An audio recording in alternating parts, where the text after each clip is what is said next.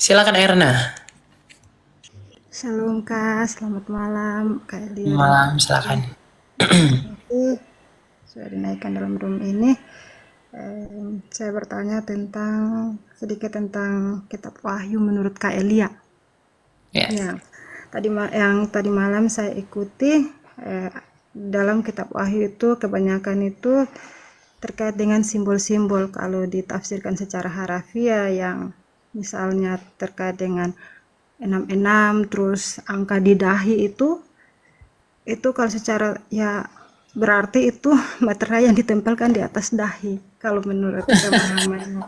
Ya, Ya, ya, ya. karena ya beberapa saya penasaran bagaimana cara Kak Elia untuk memahami kitab Wahyu itu. Ya, oke. Jadi begini, masalah 666 ya, sebelum ke sana, tapi prinsip dasarnya begini, Bu Erna. Em, Kitab Wahyu itu kitab apa dulu?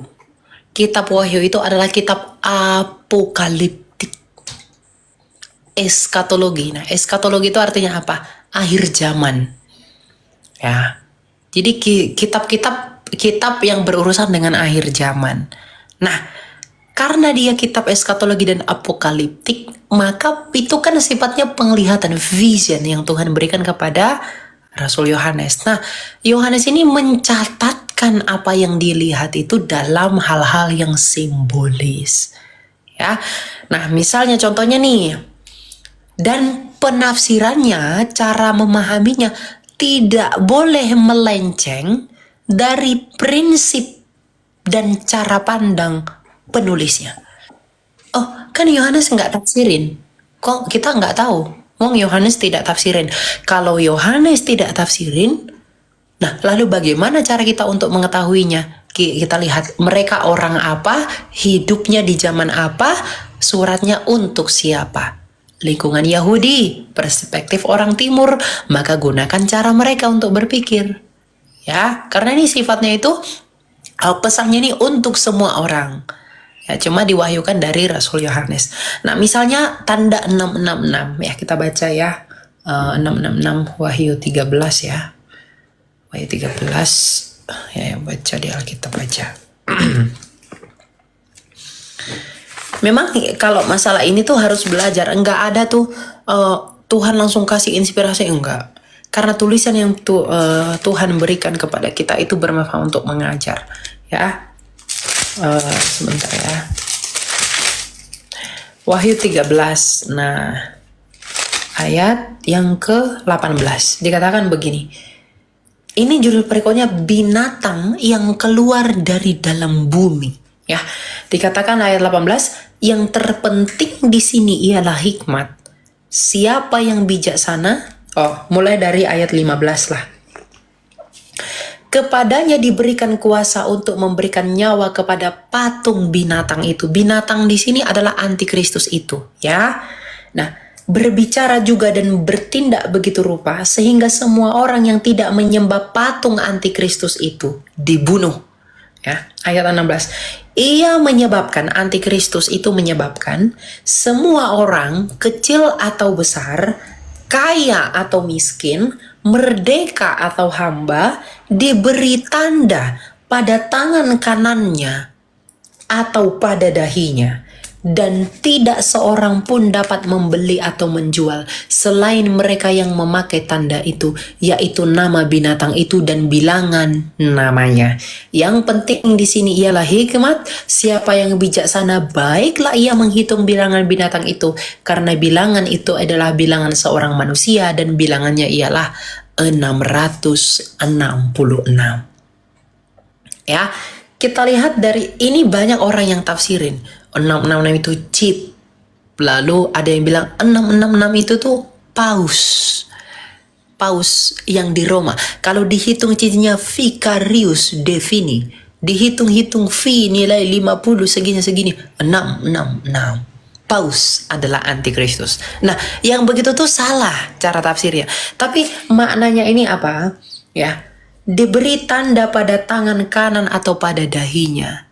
Tangan kanan itu artinya kekuatan, kepercayaan, dan perbuatan. Dahi itu adalah pemikiran. 666, 6 itu simbol manusia karena manusia dicipta hari ke-6. 3 itu angka ilahi karena Trinitas, Allah Sang Bapa dengan firman dan rohnya. Jadi 6 diulangi 3 kali adalah manusia yang mau jadi yang ilahi, atau manusia yang ingin menjadi Tuhan. Nah, itulah si binatang itu. Itulah si antikristus itu tadi. Nah, tanda 666 yang ditanamkan di tangan dan di dahi artinya apa? Di tangan artinya adalah yang mengikuti atau meniru perbuatan antikristus itu.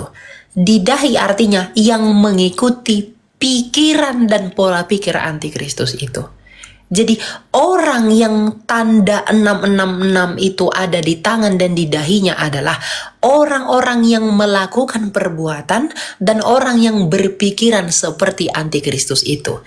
Dan orang yang tidak punya tanda 666 di tangan dan di dahinya, mereka tidak dapat menjual dan membeli. Artinya orang-orang yang tidak punya perbuatan dan tidak mengikuti antikristus itu secara perbuatan dan mindset itu akan dianiaya oleh antikristus itu. Gitu maksudnya. Jadi bukan ada chip ditanam. Oh, chip itu kan bisa alat pembayaran, harus dibayar tangan.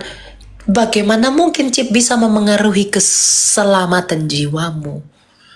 Dan chip itu nggak akan bisa memengaruhi kamu. Darah Kristus yang tertumpah secara rohani itu tidak akan bisa ditaklukkan oleh apa? Chip yang sebesar biji beras itu loh. Nah, dan bagaimana kita bisa memahami itu? Misalnya, oh Elia, dari mana kau tahu 6 itu angka manusia? Dari mana kau tahu 3 itu angka ilahi? Kita ikuti perspektif orang timur tadi. Nah, karena Timothy tadi bilang gematria. Ya, angka itu ada maknanya. Makanya Tuhan tuh bilang 42 bulan, 1260 hari. Ya, 70 kali 7 kali. Nah, yang begitu-begitu berarti kita mengampuni orang 400 berapa? 70 kali 7 tuh 490 kali. Bukan begitu. Ya. Nah, jadi kita harus belajar bagaimana budaya, prinsip orang Yahudi, baru di masa itu baru kita bisa tafsirkan itu secara simbolis. Karena latar belakang dituliskannya kitab Wahyu ini adalah ketika gereja dalam masa penganiayaan. Gereja saat itu lagi dianiaya dengan hebat. Ya, maka dituliskanlah ini oleh Rasul Yohanes di Pulau Patmos. Gitu. Ya. Ya Kak Elia, terkadang saya merasa sedih melihat ada teman saya membagikan postingan itu yang tadi mengenai chip, terus mengenai paus yang antikris berasal dari itu. Ya, itu yang saya bilang, ini kok berbeda yang dijelaskan sama Kak Elia. Oh, kenapa ini ditafsir begini? Ya, terkadang kemarin juga ada sempat di mana di Komsel, waktu di Komsel sharing tentang kitab Wahyu 2 saksi Allah, dan itu ditafsirkan, oh ini terkait dengan antikris yang akan datang. Saya bilang bukan, ini tentang 2 saksi Allah, yaitu Elia dan Henok yang dibuatan ini tentang mereka untuk bersaksi kembali. Terus ada yang bilang ke saya, oh jangan salah tafsir, karena di dalam kitab Wahyu itu di yang terakhir itu kalau tersalah dalam 22 yang untuk penutup dalam kitab Wahyu, barang siapa menambahkan atau mengurangi dia akan mendapat malapetaka. Dan saya dibilang jangan salah menafsir. Kita bilang mau menjelaskan lebih lanjut juga, saya tidak punya pemahaman lebih tentang kitab Wahyu itu. Iya, kalau mereka berkata itu biasanya, mohon maaf ya, orang-orang Advent itu biasanya yang begitu. Mereka tafsir Dari karismatik. ya, ada yang dari karismatik, ada dari Advent. Advent itu biasanya bilang yang merubah hukum hari Minggu itulah antikristus. Nah, yang begitu-begitu tuh saya kadang jengkel melihatnya gitu loh. Jadi di sini ada Timothy, dia dari gereja timur yang notabene gereja purba. Ada nggak penafsirannya begitu? Betul sekali. Itu teologumena itu, bukan teologis.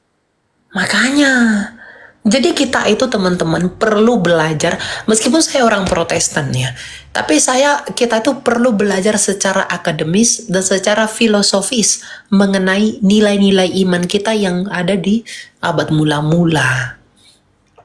Gitu. Ya meskipun orang nanti akan bilang, oh Elia, kalau gitu kenapa kau nggak jadi Katolik aja? Kenapa kau nggak jadi Ortodoks aja? Orang akan ngomong begitu. Ya, karena orang akan bilang, oh kau Elia, kamu tidak dalam kebenaran penuh, keselamatan penuh. Ya itu urusanmu, ya. Tapi bagi saya, orang itu imannya akan lahir itu dari pendengaran akan itu, dan jangan sampai belok-belok. Yang dikhawatirkan dari yang belok-belok ini apa? Menuduh, memfitnah. Kayak itu tadi, paus antikristus. Sejak kapan paus itu antikristus? Nah, yang begitulah. Yang kan penuduh-menuduh begitu tuh ndak boleh. Liar itu. Ya? Iya Kak Elia. Jadi benar ketika saya sering mengikuti live-nya Kak Elia, iman saya semakin bertambah, terus pengetahuan saya juga bertambah. Saya sangat merasa bersyukur. Terus di mana terkait dengan karismatik ini kan lebih ke baptisan selam. Terus ada di mana juga sempat sharing dalam itu ya, khotbah Petrus, dan ada sekitar 3.000 orang yang dibaptis hari itu juga. Terus saya bilang asalkan formanya sama dalam nama Bapa, Putra dan Roh Kudus, terus media yang digunakan juga air, itu sah saja. Terus ada kakak rohani saya membantah, tidak bisa begitu. Kalau dengan media air saja berarti baptis percik yang ada di Protestan itu sah saja begitu. Dia belum baca, dia mungkin belum baca di Dake. Ya. Jadi saya Jangan didake Mas Elia. Kalaupun dia tahu pasti akan dia tolak karena dikatakan bukan Alkitab. Iya. Pengaruh solo itu. Jadi ada yang solo, ada yang solo. Kalau Mas Ada Elia yang kan solo, solo. ada yang sola. Iya. Iya. jadi Ingat ya, saya bedakan ya. Bedakan sola scriptura dengan solo scriptura. Kalau sola scriptura itu bukan hanya kitab suci, tapi kitab suci yang tertinggi yang menuntun yang lain. Jadi kitab suci itu memagari. Nah kalau solo scriptura yang tertulis saja, nggak perlu sejarah, nggak perlu budaya, nggak perlu tradisi. Begitu ya. Jadi orang-orang begitu tuh harus, ya kita dengan kerendahan hati mengajari mereka. Jadi saya tuh merasa terdiam, terus merasa sedih, terus di dalam hati saya bilang, Tuhan minta ampun kalau memang saya salah menafsirkan firman Tuhan, saya minta ampun. Terus saya tidak membantah karena saya juga tidak mempunyai data terkait dengan baptisan percik atau yang dituangkan itu. Timothy jelasin deh baptisan tuh, Timothy. Masalah baptisan itu coba jelasin. Ya, memang ya secara harafiah baptisan itu artinya selam. Ya, Secara harafiah. Akarnya juga kata bapto. Kalau bapto ini dalam pengertian ada yang dituangkan, ada dalam pengertian yang juga pokoknya terkena air, itu dikatakan bapto. Kalau baptiso yang diselamkan. Tradisi awal memang juga cara baptisan itu dengan cara diselamkan. Tapi seperti yang dikatakan Mas Elia tadi, saya nggak perlu tunjukkan bukunya karena udah berapa kali. Dalam kitab Didake pasal 7 itu dikatakan kalau seandainya orang ingin dibaptis, baptislah di dalam air yang mengalir. Kalau nggak ada air yang mengalir, air yang tenang. Kalau nggak ada air yang tenang, air yang dingin, nggak ada air dingin, ya air yang hangat. Tetapi harus berdasarkan dengan dalam nama Bapa, Putra dan Roh Kudus, dan hendaklah yang dibaptis itu harus berpuasa dahulu selama 3 hari. Nah, jadi kalau kita lihat nggak ada masalah kok pada masa itu tentang baptisan. Kenapa? Umpama deh, kalau kita memaksakan baptisan selam, ada kakek-kakek yang lagi sakit umpamanya, dia bukan orang Kristen, mau mengikuti Kristus, tapi syaratnya adalah baptisan. Tubuhnya nggak mampu dengan air, tapi harus diselam. Dan apa yang terjadi? Dia meninggal. Siapa yang salah ya? Kita. Kita yang masuk kriminal. Pada zaman itu ya para bapak gereja sudah mendapatkan hal ini. Di Dake itu ditulis memang tidak diketahui. Ada yang mengatakan Barnabas, ada yang mengatakan Hermas, ada yang mengatakan itu salah satu dari pengikut para rasul. Tapi yang jelas kitab Didache ditulis tahun 90 Masehi dan mereka tidak pernah ada yang menolak kitab Didache atau menganggap dia sebagai kitab apokrif lah atau pseudepigrapha, nggak ada. Pseudo ya. Nggak ada. Iya, pseudo artinya pemalsuan grafik atau pemalsuan penamaan, itu nggak ada.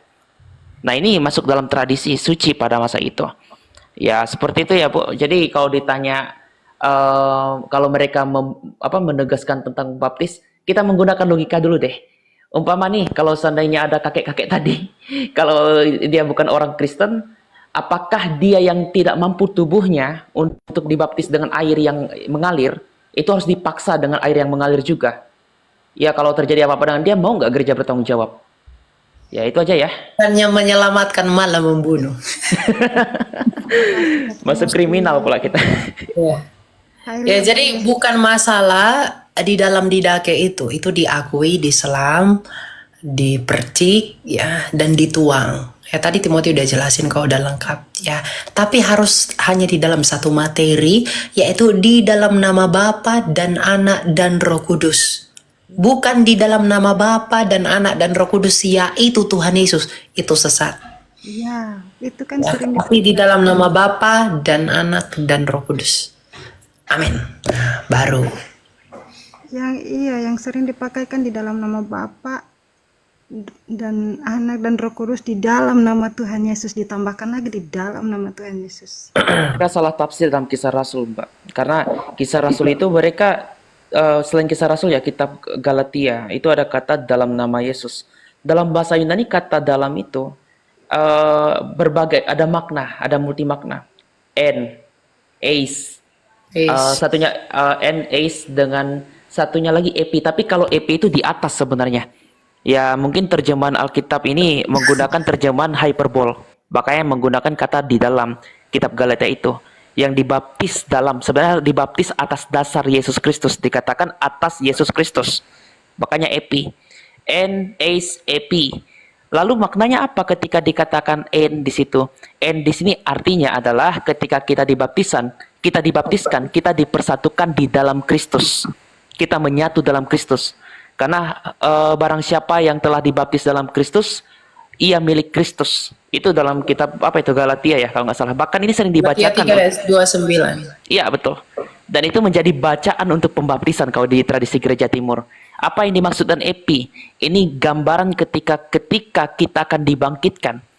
Makanya dikatakan di atas Yesus Kristus kita akan dibangkitkan. Kenapa? Gambaran baptisan itu ketika ditenggelamkan, ia keluar. Gambaran ia yang dikuburkan, ia bangkit.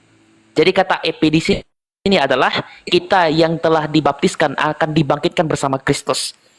Nah, jadi eis, en, epi, sedangkan eis ini dalam arti apa? Yohanes 17 ayat 24 tadi. Yohanes 17 ayat 24 yang dikatakan hendaklah mereka satu sama seperti kita adalah satu. Satu ini dalam arti apa? Kodrati. Yaitu mengambil kodrat ilahi itu. Tapi bukan berarti kita menjadi Allah ya. Itu kan? Iya. Makanya sarana salah satunya adalah baptisan. Dan sakramen-sakramen lainnya. Ya. Itu ya, Bu. Jadi jangan keliru dengan argumentasi mereka karena mereka hanya menggunakan terjemahan. Gitu ya. Iya Kak Timothy, makasih. Oke, gitu ya Bu Erna ya. Tuhan berkati. Kak, boleh tambah satu? Oh ya, silakan. Terkait dengan baptisan, apakah di luar daripada pendeta bisa melakukan baptisan, misalnya di luar yang memegang, ataukah baptisan itu hanya dilakukan oleh pendeta saja? Terima kasih Kak. Ya, itu akan berbeda pendapat dan berbeda penafsiran ya. Tapi kalau mungkin di gereja-gereja apostolik seperti gereja timur, gereja ortodoks enggak, itu harus ada rahmat tabisan kan Timothy? Mereka harus. Benar.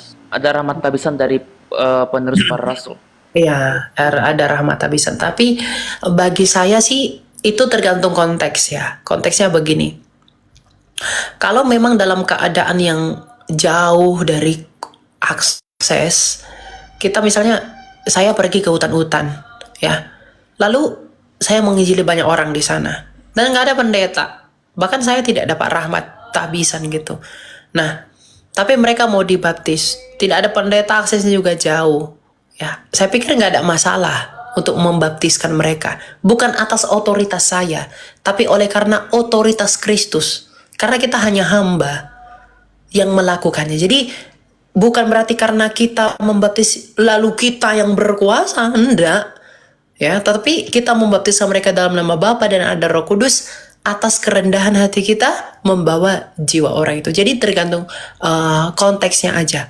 Kalau di sana ada pendeta-pendeta yang saya sering beberapa kali diundang, ada orang mau percaya Yesus, lalu mereka bilang, Elia kamu baptis gitu, kamu baptiskan mereka. Saya nggak mau. Saya tunggu dulu. Saya bilang harus ada pendeta aja yang membaptis mereka gitu.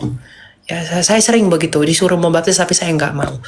Saya harus suruh yang sudah punya rahmat tahbisan, ya. Meskipun pemahaman rahmat tahbisan itu beda-beda. Orang-orang apostolik seperti gereja Katolik ya, Ortodoks tidak akan mengakui rahmat tahbisan orang Protestan.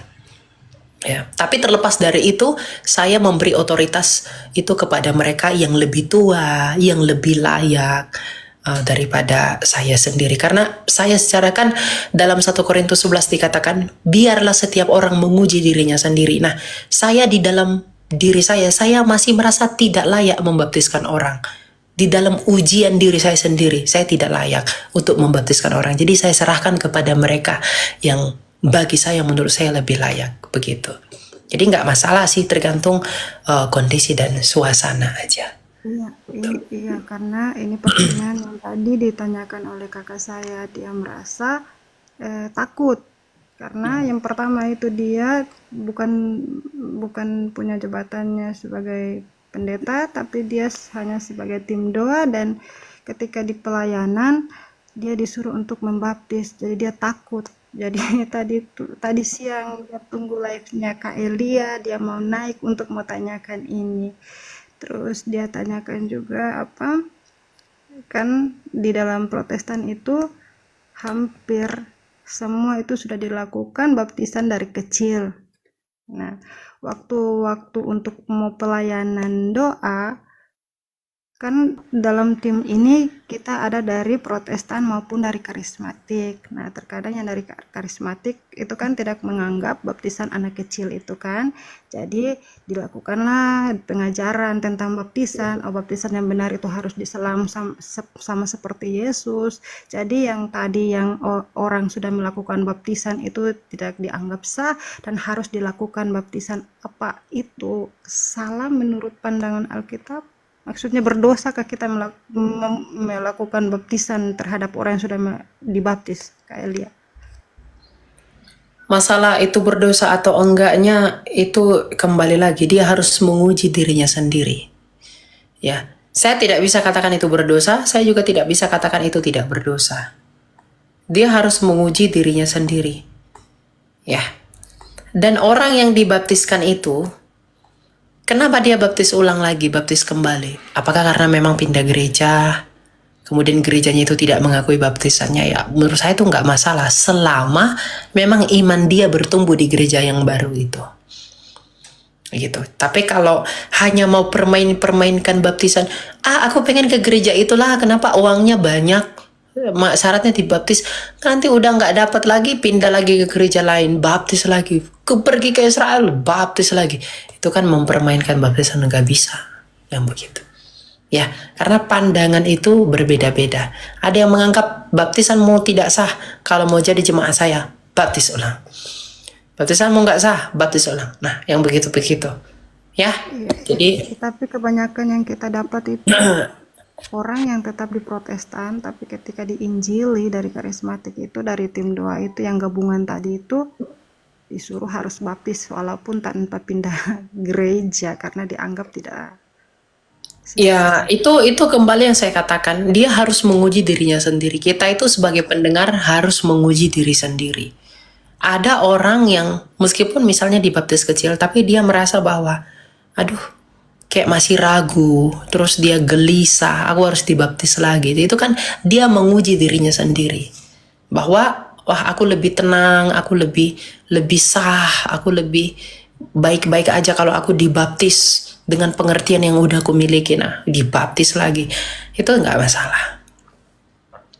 Gitu. Makanya saya katakan harus menguji diri sendiri. Biar apa yang dia lakukan itu diuji menurut dirinya sendiri dan apa yang Tuhan mau. Gitu. Karena kalaupun tindakan dia salah, dia yang bertanggung jawab kepada Allah. Bukan kita yang menilai itu. Gitu. Sama seperti ketika kita terima perjamuan, kita harus uji diri kita sendiri. Layak nggak kita menerima itu? Baptisan pun begitu. Layak nggak kita ulang kali? Gitu. Ya, makasih Kak Elia. Makasih juga Kak Timothy. Tuhan Yesus memberkati. Ya gitu ya. Oke. Tuhan berkati.